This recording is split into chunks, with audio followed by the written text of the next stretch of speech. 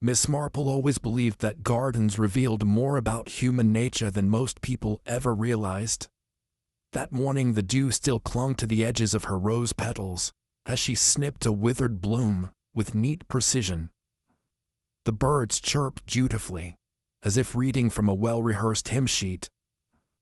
Florence, her long-serving housekeeper, arrived at the garden gate with a folded newspaper in one hand and a knowing look in the other.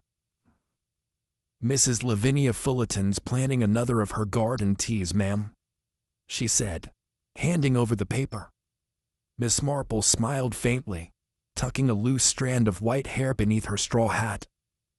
"How lovely! A garden full of cucumber sandwiches and quiet hostilities." Florence chuckled. "She does know how to stir a pot, whether it's tea or trouble." "Indeed she does," Miss Marple replied. "And one always learns something. Usually not what one expects." The village of Nethercompton had been quiet of late. Too quiet, Miss Marple had thought. And it often followed that still waters concealed murky depths. The roses would bloom, of course. They always did. But not without thorns. And in Miss Marple's experience, where thorns pricked, someone eventually bled. The envelope was thick, cream-colored and sealed with a monogrammed F. Miss Marple opened it with her silver paper knife, noting the faint scent of lavender and something more artificial beneath it, like perfume, masking vinegar. "Tea at 2 o'clock," she murmured, reading aloud.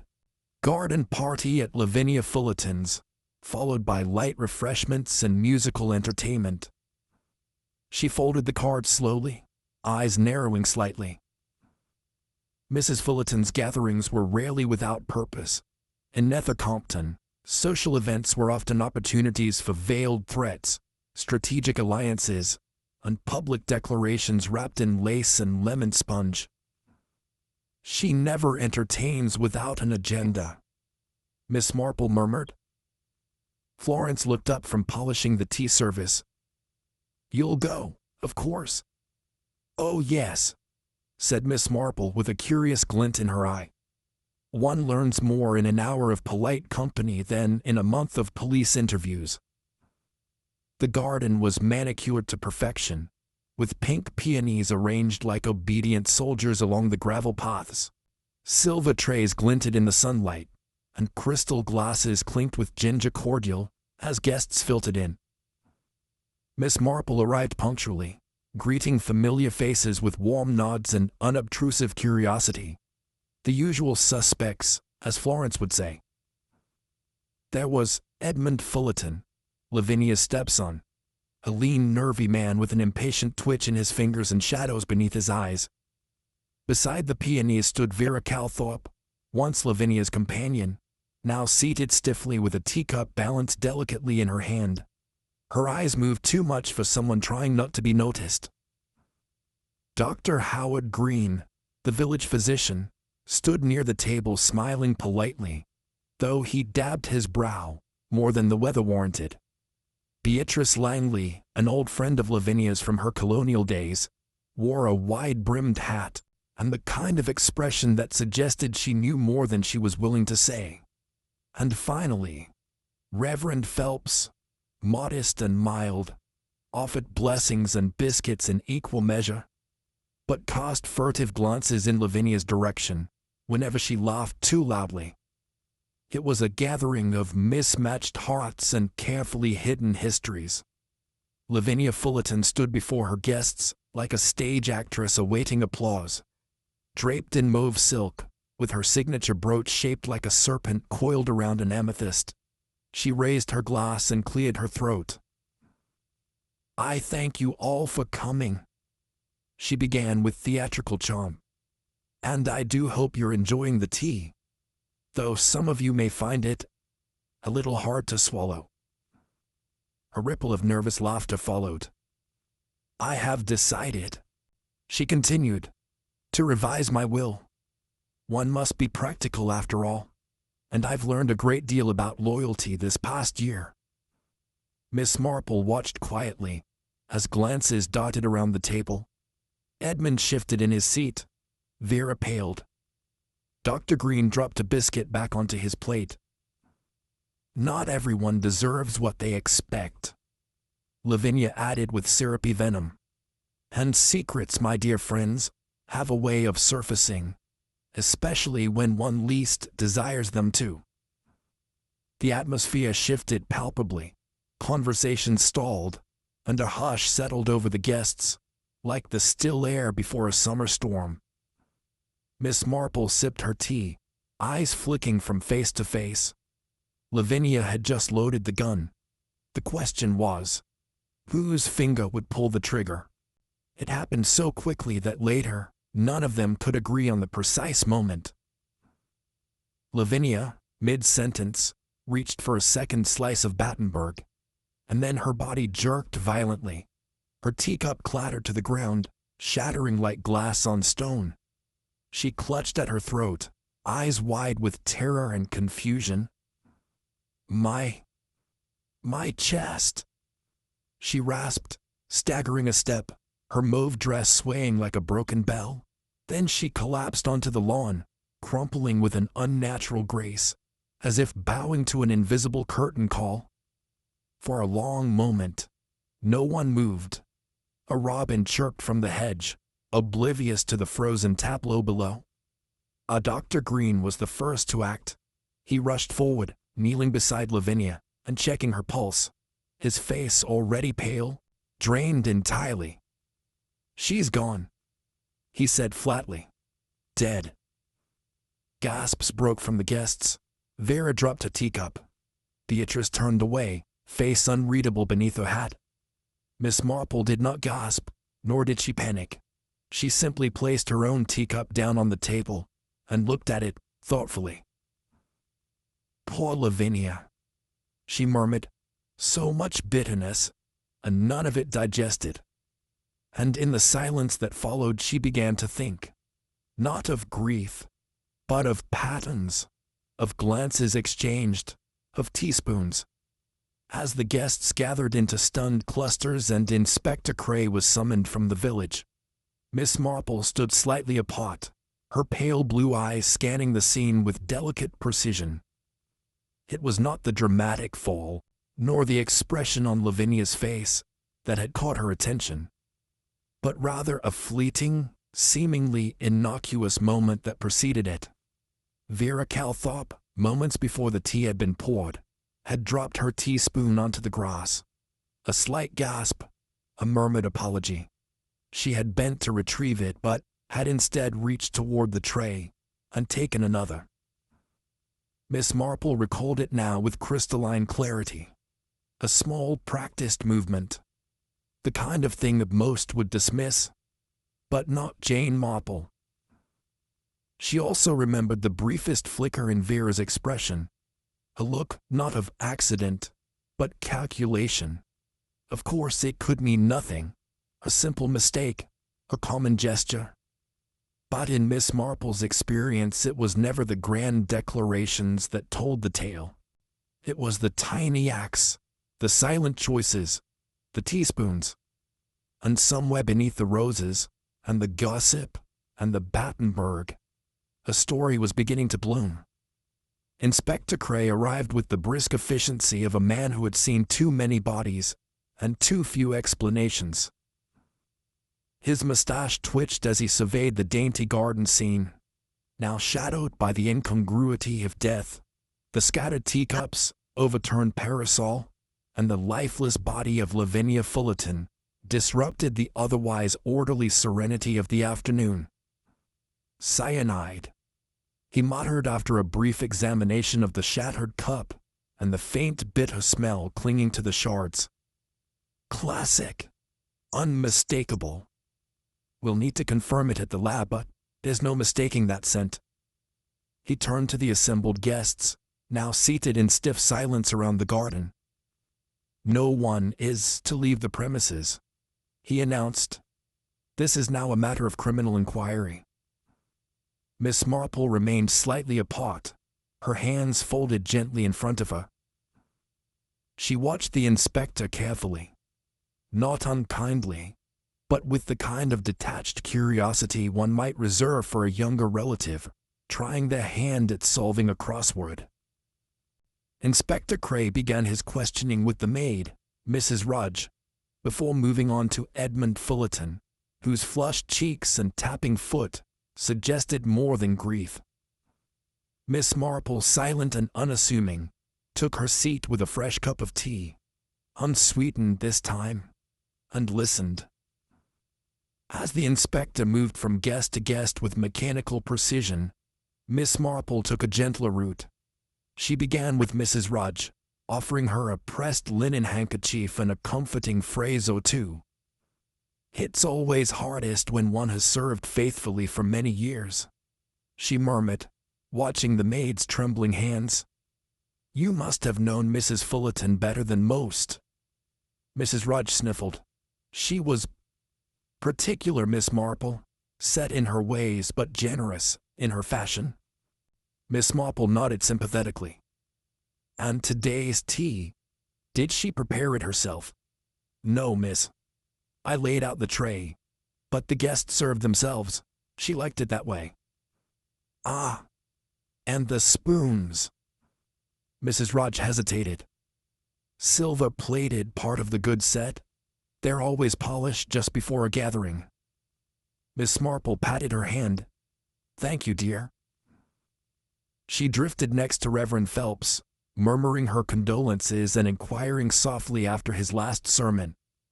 Then to Dr. Green, whom she thanked for his efforts to save Mrs. Fullerton, though she noted his gaze lingered on Vera a little too long. Throughout, Miss Marple remained the picture of gentility. But behind her placid blue eyes, deductions were already forming. She had learned long ago that grief could be genuine and still hide guilt. Edmund Fullerton stood apart, smoking a cigarette with the exaggerated calm of a man trying not to tremble. Inspector Cray approached him with purpose. "You argued with your stepmother yesterday, Mr. Fullerton," the inspector began. Edmund exhaled slowly. "Yes.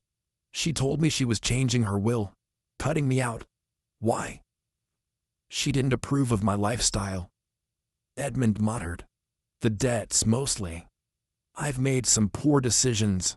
I admit that, but I wouldn't."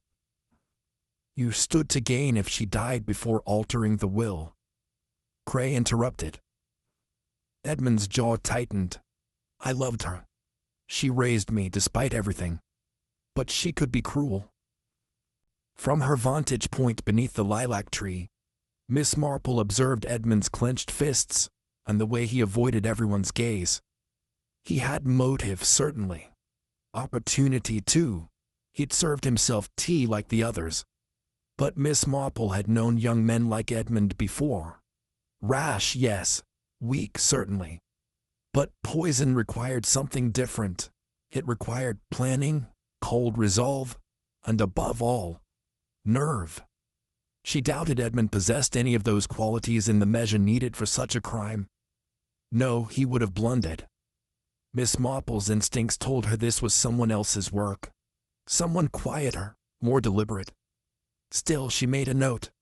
Argued with Lavinia. Financial motive, nervous disposition. Not guilty, yet. But not innocent either. Vera Calthorpe had taken up residence on a bench near the rose arbor, her hands tightly clasped in her lap. She stared at the lawn where Lavinia had fallen, her face pale and lips pressed in a thin, controlled line. Miss Marple approached slowly. "May I sit with you, my dear?" Vera nodded mutely, eyes fixed ahead. "I'm so sorry," Miss Marple said softly. "You must be terribly shaken. You were once very close, I believe." "We were," Vera replied, her voice tight. "I cared for her when she was recovering from her fall, 2 winters ago. We drifted apart after that. So I heard. You left her service rather suddenly, didn't you?" Vera's eyes flicked toward Miss Marple. "It was complicated." "Of course," Miss Marple replied, not pressing. "These things often are."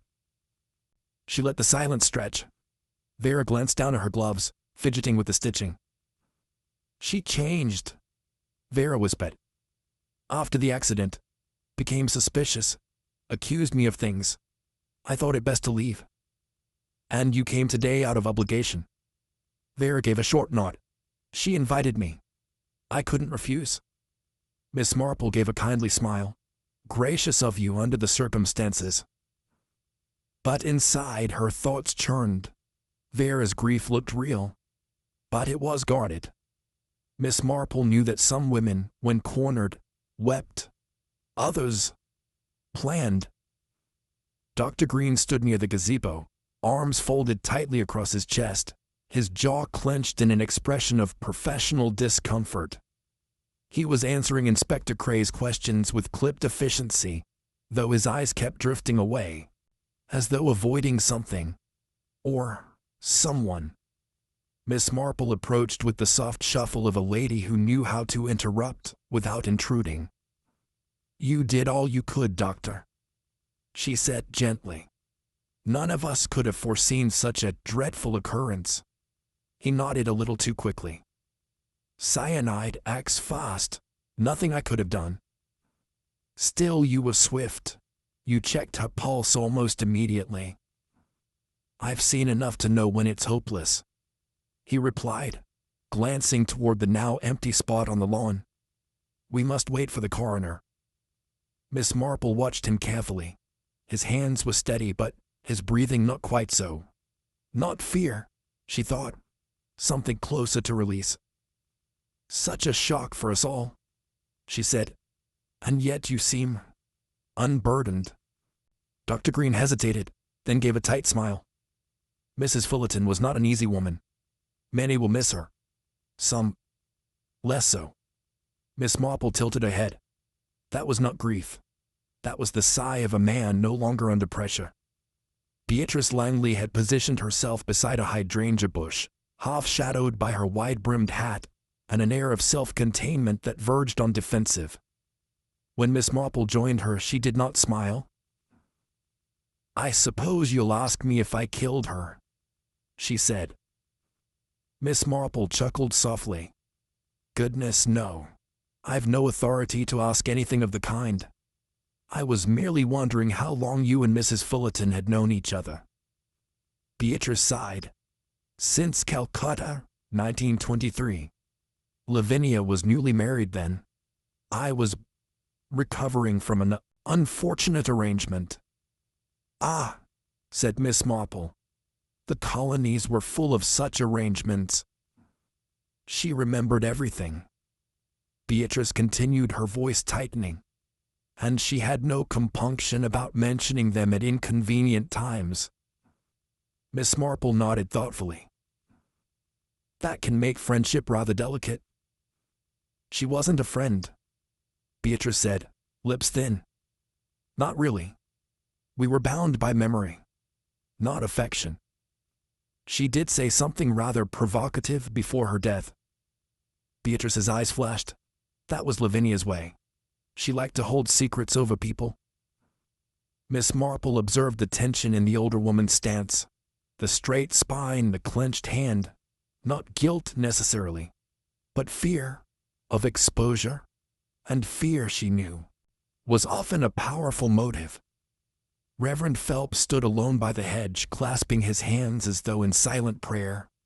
When Miss Marple approached, he greeted her with a polite nod, but avoided her eyes.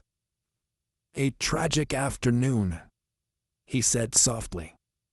Mrs. Fullerton was complex. Indeed, Miss Marple agreed. Though she did attend your sermons regularly, did she not? The vicar hesitated. She did, but not without offering notes afterward. Miss Marple smiled. Constructive criticism? Not always constructive, he muttered. She let the silence stretch. I once refused her request, he added after a pause, to remove a certain verse from a reading. She said it struck too close to home. How curious. She was not fond of reminders. Miss Marple gave a small nod. The Reverend was clearly troubled. though by guilt or something else, she could not yet tell. Sometimes the truest confessions came wrapped in scripture and silence. It was not until the guests were dispersed and the garden began to empty that Miss Marple returned to a fleeting detail that had been quietly nagging at her. The moment the tea was served, Mrs. Rudge had tripped on a loose stone, and the tray, elegant and silver though it was, had jolted. Several cups had wobbled, one even spilled slightly onto the linen cloth. It was at the time brushed off with polite laughter, and the guests helped reorder the cups and spoons before resuming their tea. But now, the incident re-emerged in her mind with renewed clarity. If the teacups were mixed, if even one guest had swapped a cup or taken a different spoon, the intended victim might not have been Lavinia at all. Or, conversely, someone could have ensured that Lavinia still received a specific item. Miss Marple's thoughts returned to Vera's drop spoon. The replacement had come from the tray. But what if the spoon, not the tea, had been tampered with? She made a note in her small notebook, discreetly hidden in her handbag. Poisons required precision. If there had been confusion, then either the murder was incredibly reckless or incredibly clever. And Jane Marple had rarely known cleverness to arrive without consequence. The following morning, while Inspector Cray was speaking with the coroner, a minor commotion stirred within the late Mrs. Fullerton's house. Mrs. Rudge, flustered and flushed, had discovered Edmund Fullerton in the drawing room, specifically at Lavinia's writing desk, which had been locked since her death. "You've no right, sir," she cried. "The police haven't yet cleared her things." Edmund straightened slowly, guilt as plain on his face as the crumpled paper in his hand. "I was looking for something personal," he muttered, though his tone lacked conviction. Inspector Cray appeared moments later and demanded an explanation. Edmund, cornered, unfolded a torn document, what remained of a previous will, dated 6 months earlier. "She changed it last week," Edmund said bitterly. "She told me so herself. I was only trying to find out if she really meant it." "And if she did?" the inspector asked. "I don't know," Edmund said with forced calm. "She was threatening to leave everything to some charity for retired governesses. Said I was a disappointment." Miss Marple, seated quietly near the sitting room fire, didn't speak, but she watched Edmund closely. His panic, his intrusion, his sense of entitlement, none of it spoke to a mind capable of a calculated murder. But desperation had its own dangers. Still, she thought, rummaging through a dead woman's will wasn't necessarily wicked. It was just terribly human. Later that afternoon, Inspector Cray made a discreet inquiry at Dr. Green's surgery. A thorough search of the premises yielded several medical records, her dusty bookshelf of pharmacopoeia, and most notably, a small vial of potassium cyanide, kept under lock in a high cabinet. Dr. Green appeared unruffled as he handed over the key. "We keep it for laboratory testing and rare compounds," he explained. "It's recorded, and the cabinet is never left open." "But you had access," Cray pressed. "Of course I did," he replied. "But that hardly makes me a murderer." Miss Marple, who had joined them with the faintest cough and a request for tea, sipped politely and remarked, "Most poisoners are quite practical, in my experience. They rarely conjure their tools from thin air."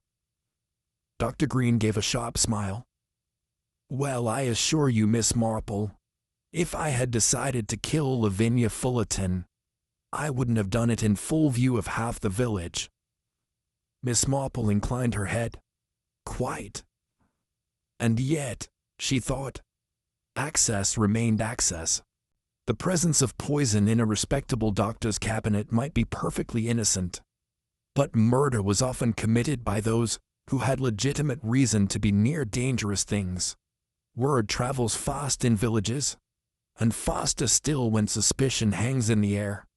It was Mrs. Peveril, the postmistress, who stopped Miss Marple outside the bakery the next morning, lowering her voice as if discussing a scandal rather than a potential crime.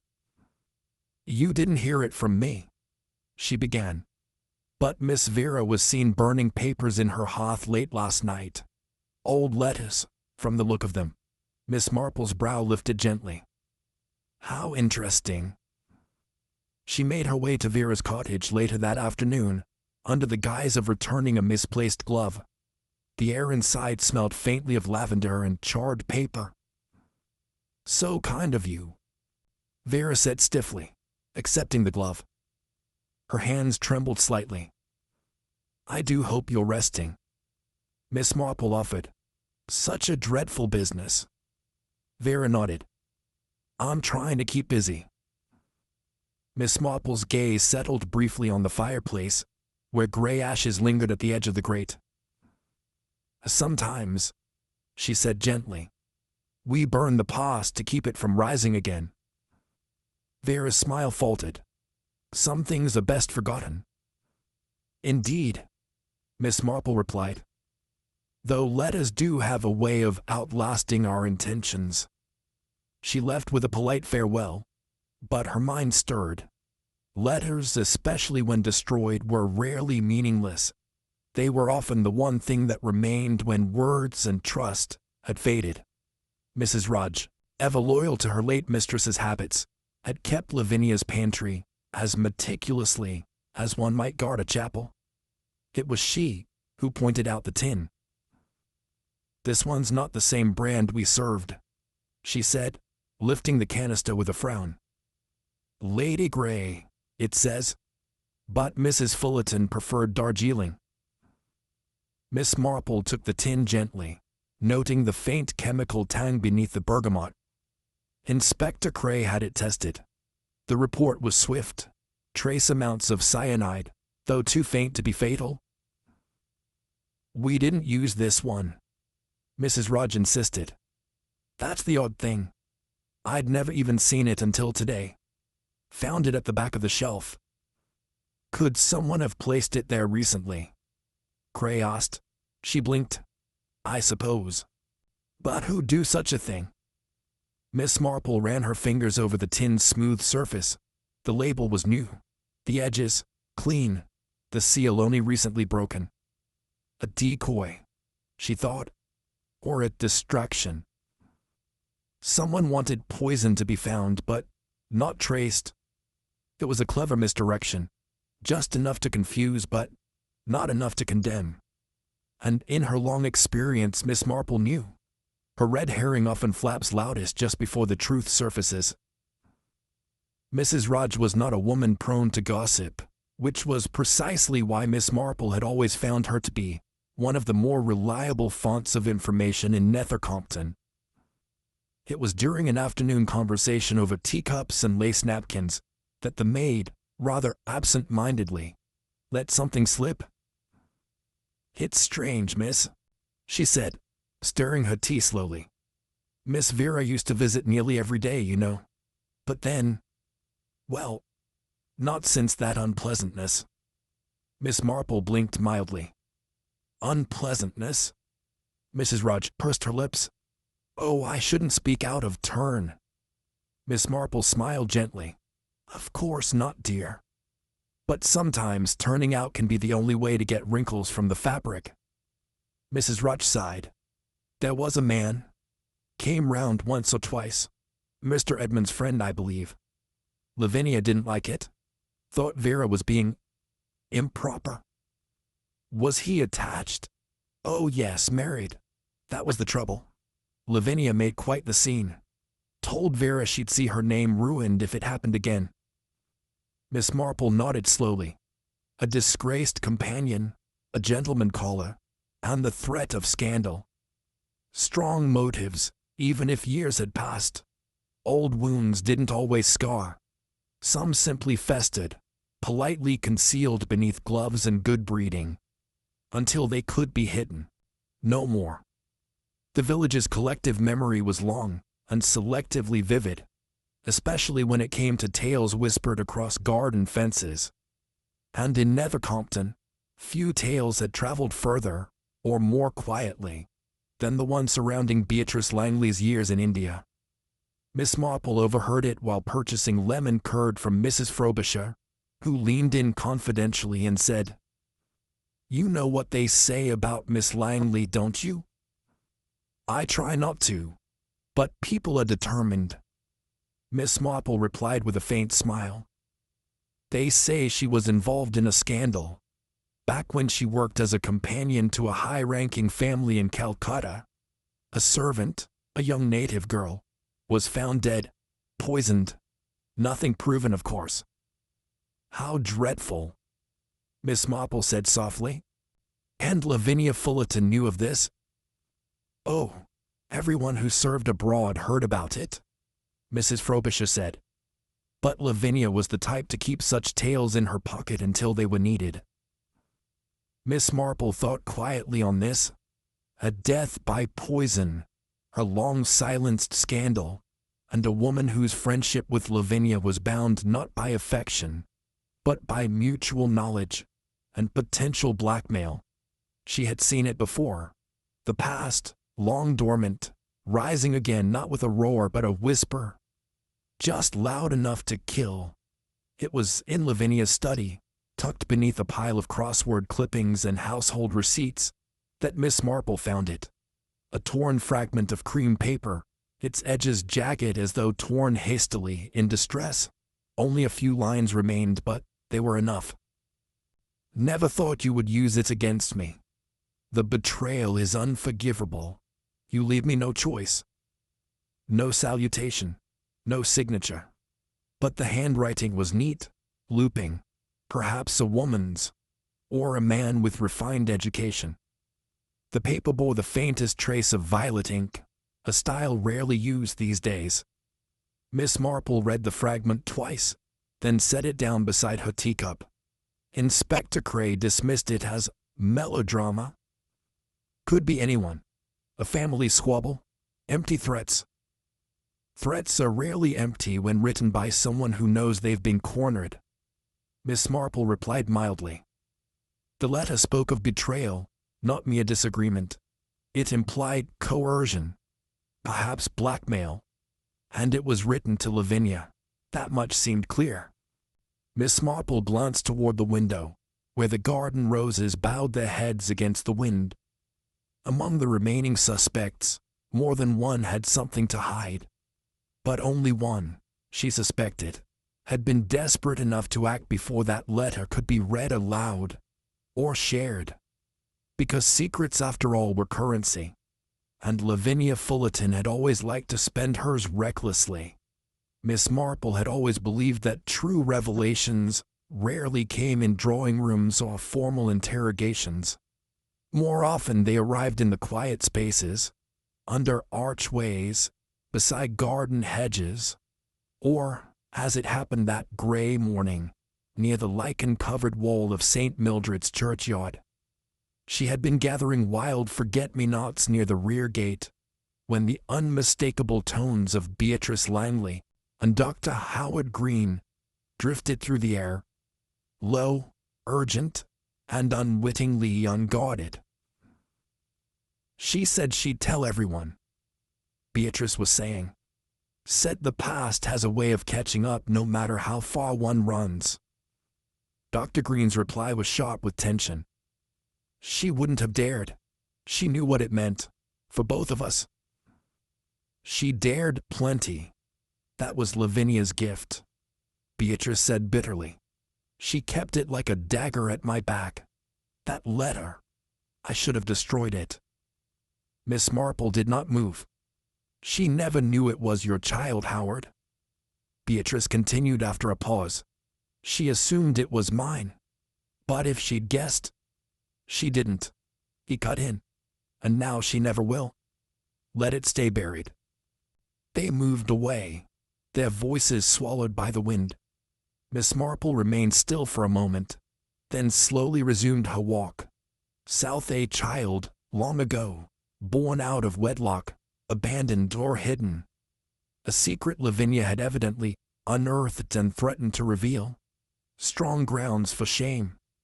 Perhaps even for revenge. But murder? Miss Marple's mind, so often underestimated, began quietly rearranging its puzzle pieces. And as always, the picture that emerged was not quite the one everyone else had assumed it would be. The revelation about Beatrice and Dr. Green had been illuminating. An old scandal, a shared vulnerability, and Lavinia's cruel enjoyment of dangling secrets like marionette strings. But for Miss Marple there was a distinct discomfort lingering beneath the surface of it all. It felt incomplete. Yes, both had reason to resent Lavinia. But poison was not the weapon of the impulsive. It was the tool of the precise, of planners, of readers, of those with an understanding of method and access. Dr. Green had cyanide under lock, yes, but a man in his position would hardly have risked such blatant linkage. And Beatrice? She was proud, embittered, perhaps even desperate. But not, Miss Marple thought, ruthless. She seemed more haunted than vengeful. More importantly, the nature of the murder was far too clever in a literary way. Miss Marple frowned, her mind returning to Vera, soft-spoken, modest, unassuming. A woman who once read novels aloud to Lavinia in the evenings, a companion whose world was once shaped by fiction and whispered chapters. Vera had not lost her composure, only pretended to. Her grief had been the most rehearsed of them all. And there had been that curious moment. The spoon. Miss Marple turned back toward her garden, the breeze stirring her shawl. There was something there, something she had seen, but not yet understood. But she would. She always did. That afternoon, with her embroidery untouched beside her, Miss Marple sat quietly by her parlor window and allowed her mind to return to that peculiar moment. The tea tray, the stumble, the shifting cups. It had seemed innocuous enough at the time. Mrs. Rudge had stumbled slightly on the uneven garden stone, causing the silver tray to tilt and the contents to rattle. One of the teacups had spilled a few drops, and there had been a mild flurry of hands as guests helped rearrange the setting. But in that moment, Miss Marple had seen Vera drop her spoon. Not dramatically, not even with surprise. Just a casual flick of the wrist, and a soft, "Oh dear." She had reached not for her own spoon, but one from the tray. Specifically, she'd taken a clean one from the side nearest Lavinia's usual cup. At the time, Miss Marple had thought it no more than fastidiousness.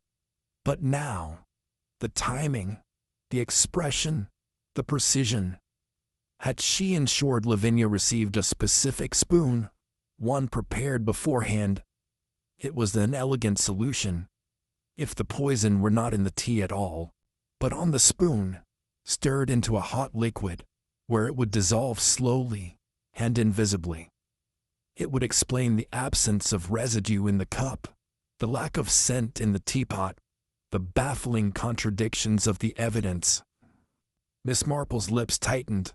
A poisoned spoon, a spilled tray, and someone who had once read enough detective novels to execute the perfect crime. Almost. She rose, her knees stiff, and moved toward the kitchen. She had an idea, and it was time to inspect her own teaspoons. There are things people say, offhand remarks, idle musings, that settle in the mind like seeds, lying dormant until the right moment awakens them. It was while trimming her honeysuckle that Miss Marple remembered one such remark Lavinia Fullerton had made months before, during the annual church bazaar. The two of them had been manning the white elephant stall, sorting through a jumble of donated items. Someone had brought in a stack of old detective novels, yellowed, well-thumbed, beloved. People are so unimaginative about murder, Lavinia had said with a scoff, holding up a copy of the crimson cordial. "It's always strychnine in the drink or arsenic in the cake. No one ever suspects the teaspoon." Miss Marple had laughed politely at the time. But now, in light of Vera's oddly timed spoon swap, the words returned with chilling clarity. It wasn't just an idle comment.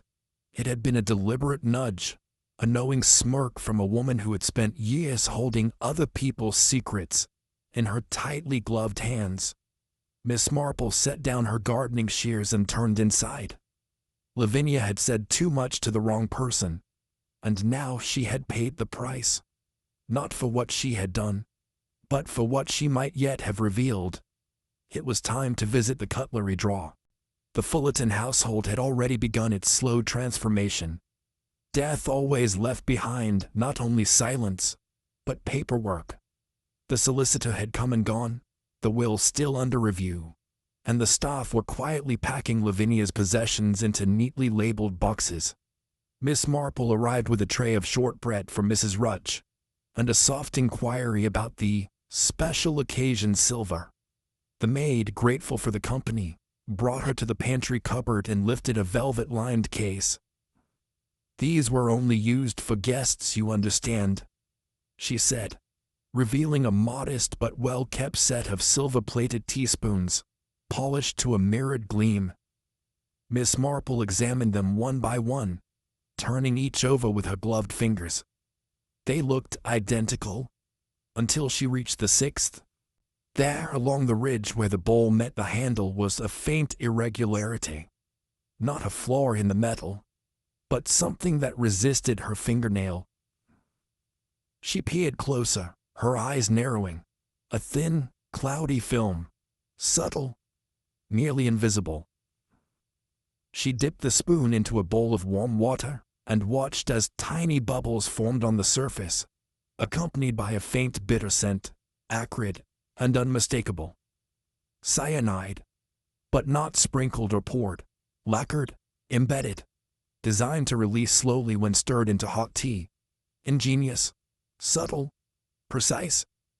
Miss Marple returned the spoon to its velvet case and closed it gently. Now she understood. This wasn't a crime of rage or panic. It was a story. A plotted tale written not in ink, but in malice. A method that could only come from someone who read murder but had never been suspected of imagining their own. And Miss Marple now knew exactly who had written the final chapter. As she walked home through the winding village lanes, the final pieces of the puzzle clicked neatly into place in Miss Marple's mind. The brilliance of the method lay in its plausible deniability. Poisoning the tea itself would have been foolish. Too many variables, too many potential victims. Bought a specific spoon, prepared in advance, and slipped into the mix during a moment of confusion. That required knowledge, timing, and above all, calculated intent. The tray spill had not been chance. Miss Marple was now certain. Vera had engineered it. Just enough disruption to reshuffle the order of spoons and cups. Enough to conceal her quiet sleight of hand. And if the tray had not tilted, if no one had intervened, she would have found a way, Miss Marple thought.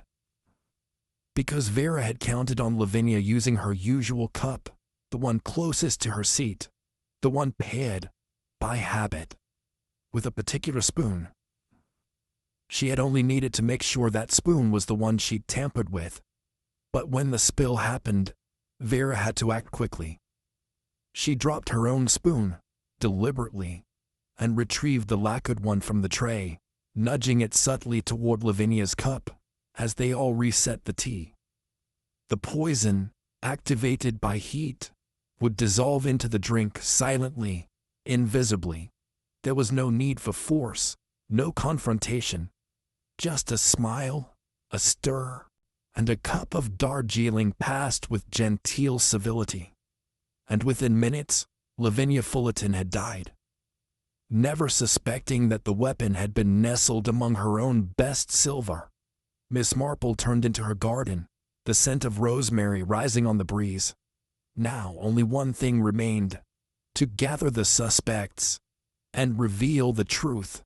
It was the vicarage drawing room that hosted the final scene, though none of the guests had any inkling of it when they arrived. Miss Marple had sent out delicate cream-colored invitations, a quiet gathering to remember dear Mrs. Fullerton, with tea and light refreshments. It was an invitation no one could refuse, particularly in a village where to decline such a thing might be viewed as nearly criminal itself. And so they came. Edmund Fullerton, with hollow cheeks and restless fingers; Vera Calthorpe, composed but pale; Dr. Green, stony and professional; Beatrice Langley, with her usual grace tinged with suspicion; and Reverend Phelps, ever the quiet observer. Miss Marple, dressed in her lavender best, poured the tea herself. "Memorials," she said gently, "are as much for the living as the dead, and Lavinia, well, she was a complex woman, sharp of mind, sharper of tongue." Polite nods followed, and murmured agreements. "She had a fondness for riddles, did she not?" Miss Marple continued. "Secrets, puzzles. But in the end it seems it was a puzzle that ended her life." The room fell still. Edmund shifted. "You mean the poison?" Miss Marple smiled. "Indeed. But not as one might think." She looked around the room, her gaze unflinching. "I thought it only proper that, before poor Lavinia is laid to rest, the truth should be laid out as well." A faint clink of porcelain echoed as someone set down a cup. Miss Marple folded her hands. It wasn't the tea, nor the cakes.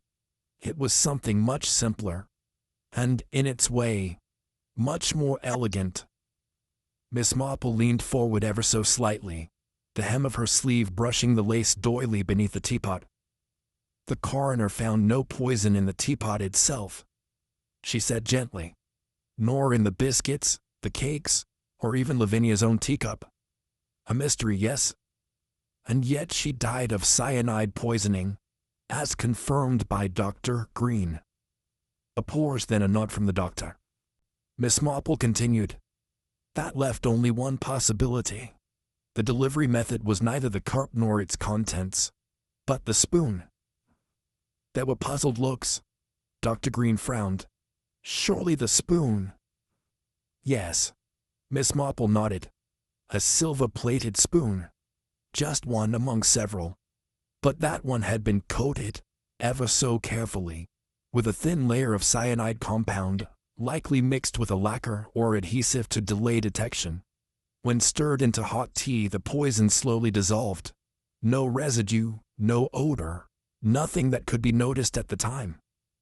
She turned her eyes to Vera.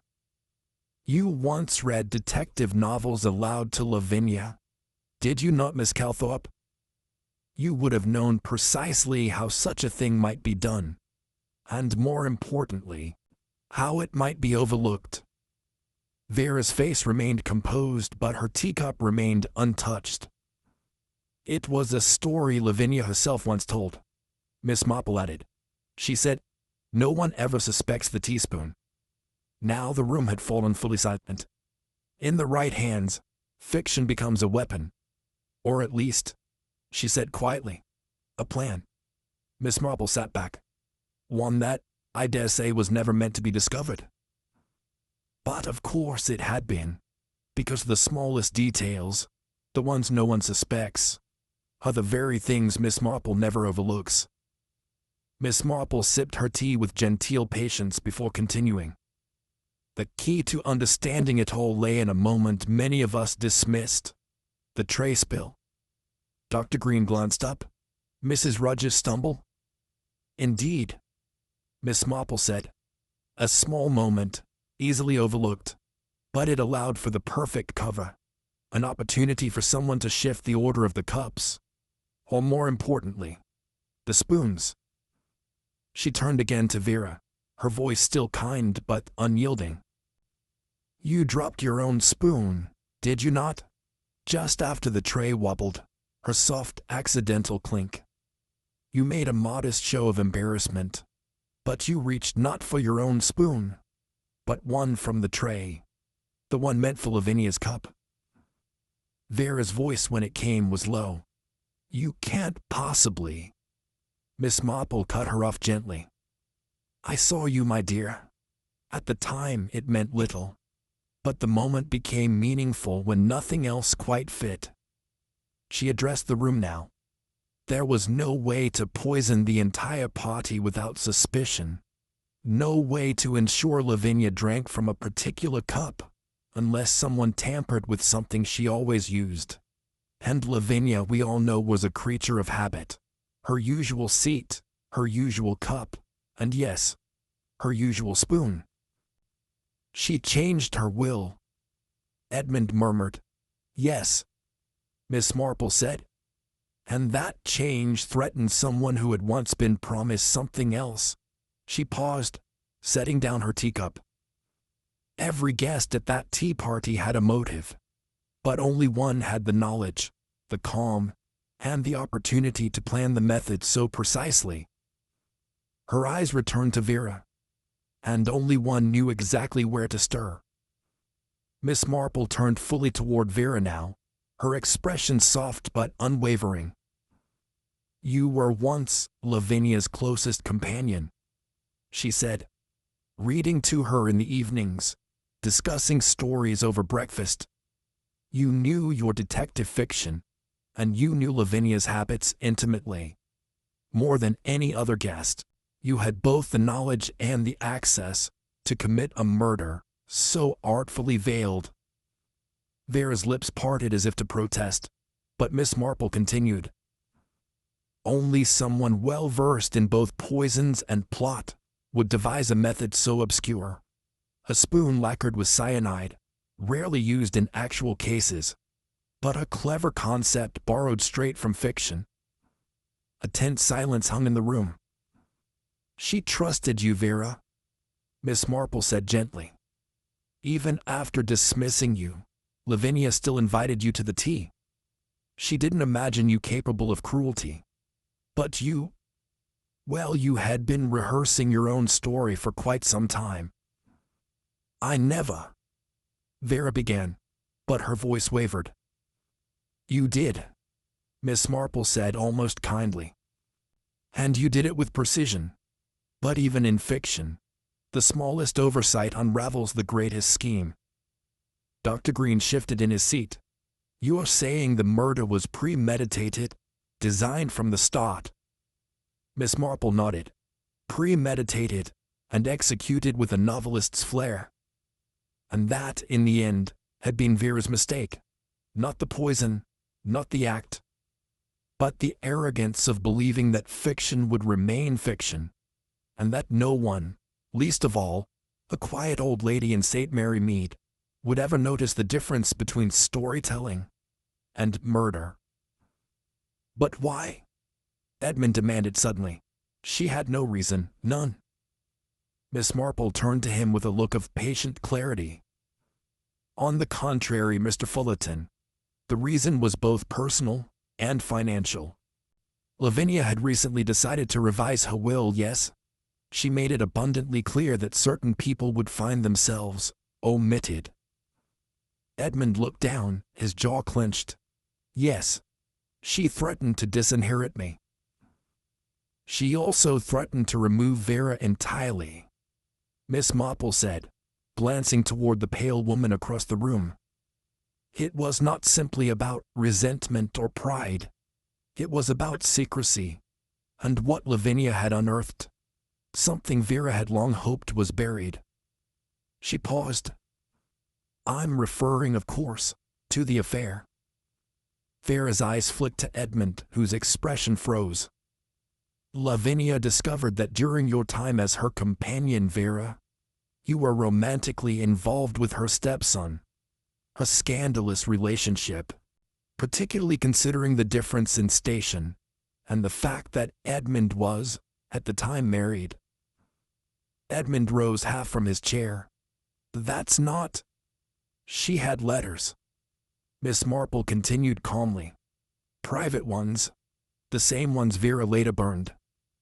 Vera's voice was little more than a whisper. She said she would ruin me. She said many things, Miss Marple replied. But this time she meant them. You were no longer her companion. You were no longer protected, and she had no more use for discretion. A sharp breath broke the room's silence. Vera acted out of fear.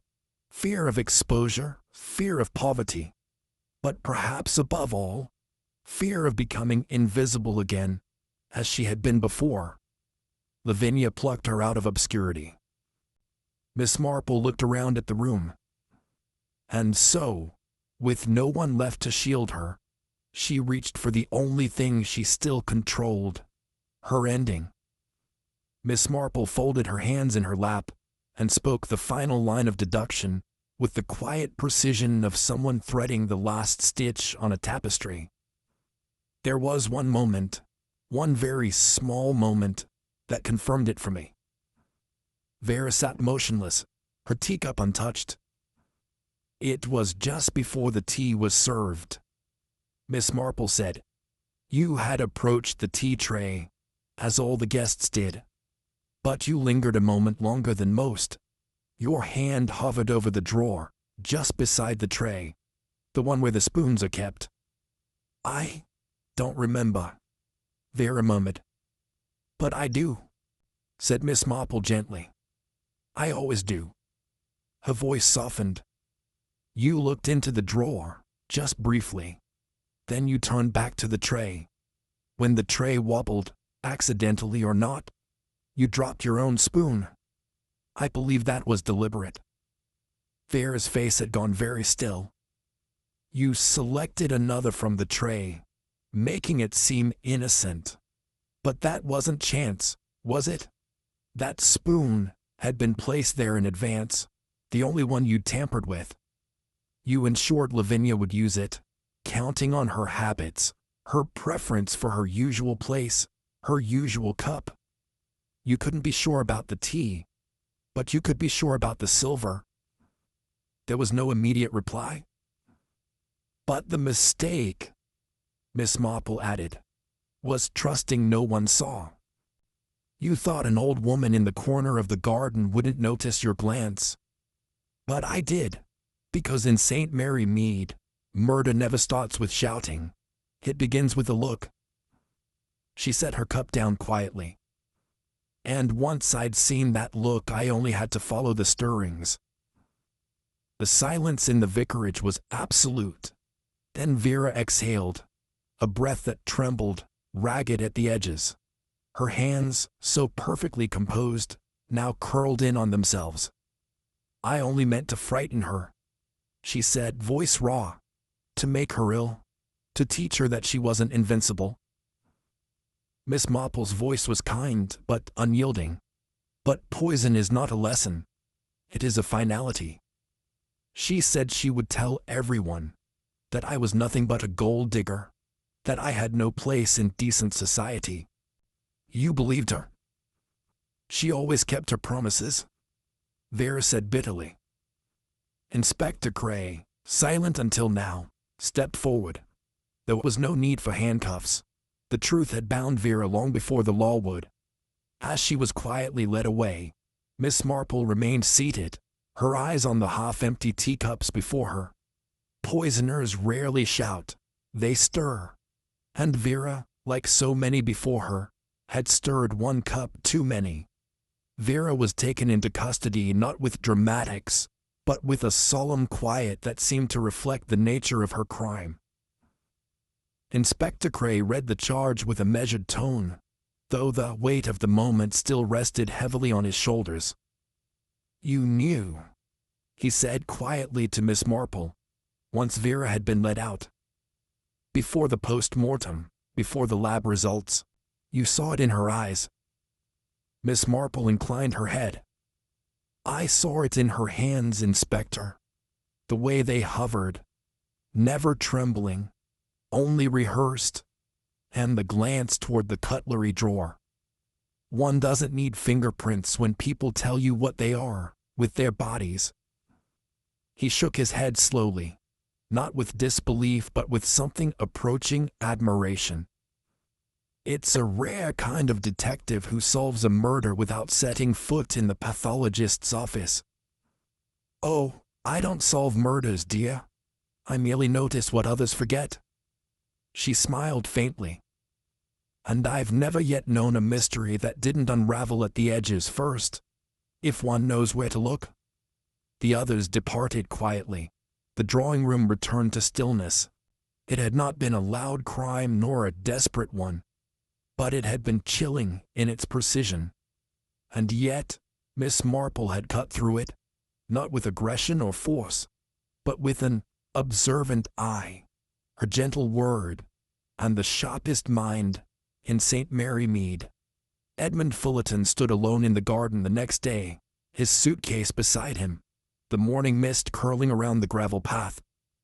He had been cleared of all suspicion. Miss Marple had spoken to Inspector Cray on his behalf, his movements accounted for, his confusion sincere. But in Nethercompton, a cleared name did not mean a clean one. The revised will left him a modest annuity, enough to live, but far from the inheritance he had expected. Lavinia had changed her mind too late to formally disinherit him, but not soon enough to forgive him. He stopped at Miss Marple's gate, removing his hat with a tight smile. "You were right about everything," he said quietly. "No, Mr. Fullerton," she replied gently. "Only about human nature." He hesitated. "Do you think I could have stopped her?" Miss Marple considered. "Perhaps. But guilt is not always about action. Sometimes it's about silence." He nodded and walked away, the weight of shame heavier than any trunk he carried. Miss Marple watched him go, not unkindly but with the quiet understanding that not all punishment comes from the law. Some is dealt in whispers, in glances, in what is not said over tea. Beatrice Langley and Dr. Green never spoke of their whispered conversation again, not to each other, not to anyone. The scandal in India, the child, the long shadow of past shame, all remained where they had always been, hidden beneath layers of restraint and British reserve. But something shifted between them. A tenderness crept into their tones, a shared pause in their glances. Not romance, perhaps, but a quiet alliance forged by survival and the fear of exposure. Miss Marple noticed it, of course. She always noticed such things. It was not justice, strictly speaking. But sometimes she believed the preservation of dignity required a measure of discretion. After all, not all truths needed to be spoken aloud, especially when silence held the power to protect. Mrs. Rudge gave her notice 3 days later. "I've had enough of teacups and tray spills to last me a lifetime," she told Miss Marple with a weary smile. She was not dismissed, nor disgraced. Lavinia's solicitor saw to it that she received a respectable pension, and the village gathered modestly to see her off with thanks and sponge cake. "I thought I'd visit my niece in Torquay," she said. "Seaside air and no silver to polish." Miss Marple walked her to the carriage, placing a small bunch of roses in her hand. "You were loyal," she said, "and kind. That counts for something in the end." Mrs. Rudge dabbed her eyes. "It wasn't always easy, miss, but I did my best." "And that," Miss Marple said gently, "is more than most can claim." The carriage pulled away, and another chapter in Nethercompton quietly closed. That evening Miss Marple sat by her parlor window, knitting needles ticking gently as Florence dusted the sideboard. "Such a strange business," Florence said. "To think it was Vera. So polite, so soft-spoken." Miss Marple nodded. "It's always the quiet ones." She didn't even raise her voice when the will was read, just sipped her tea like nothing happened. Miss Marple's smile was faint, almost pensive. poisoners rarely shout, Florence. They don't bludgeon or break down doors. They stir. Florence blinked. Stir? Yes, Miss Marple said, her eyes on the horizon. They stir the sugar bowl. They stir the tea. They stir the air around them ever so gently, until someone simply stops breathing. Florence said nothing, and the silence that followed was not uneasy but respectful. Some dangers arrived like thunder. Others whispered their way in, just as lethal and far more difficult to see. Spring arrived early in St. Mary Mead that year. The roses bloomed fuller than they had in seasons past, and the garden hummed with life once more. Miss Marple returned to her routines, tending, trimming, observing. She no longer thought often of Vera Calthorpe or the poisoned spoon. Mysteries once solved were set aside like completed puzzles. But now and then, as she sipped her tea or untangled her wool, she would glance at the teaspoon in her cup and smile faintly. There were always riddles in life, and she, after all, was rather good at solving them. Even in the quietest corners of the English countryside, danger has a way of seeping in, not with shouts or daggers, but with subtle glances, whispered threats, and the clink of a silver spoon in tea. In this case, justice was served not through fingerprints or grand confessions, but by one woman's quiet certainty that human nature, when observed closely enough, always reveals the truth. Miss Marple reminds us that beneath every polite smile may lie a storm of fear, envy, or desperation. Vera didn't kill for fortune alone. She killed for control, for dignity, for the power she once lacked. And yet, it was precisely that need for control that led to her undoing. Because in the end, the deadliest crimes are often the most delicate. But here's the real question for you, dear listener. What if the tray hadn't spilled? What if the poisoned spoon had found its way into someone else's cup? Would Vera have stopped the plan? Or would she have let an innocent die to keep her secret safe? I'd love to hear your thoughts. Do you believe Vera ever truly meant to stop short of murder? Or was her fate sealed the moment she opened that cutlery drawer? Let me know what you think in the comments. I'm genuinely curious to read your theories. If you enjoyed this mystery, I invite you to subscribe for more stories just like it, filled with suspense, subtle clues, and classic twists in true Miss Marple fashion. And if you know someone who loves clever whodunits and cozy crime tales, share this story with them. It might just be the clue they didn't know they were missing. Until next time, keep your eyes open. Even the gentlest tea party may be hiding something dark beneath the lace.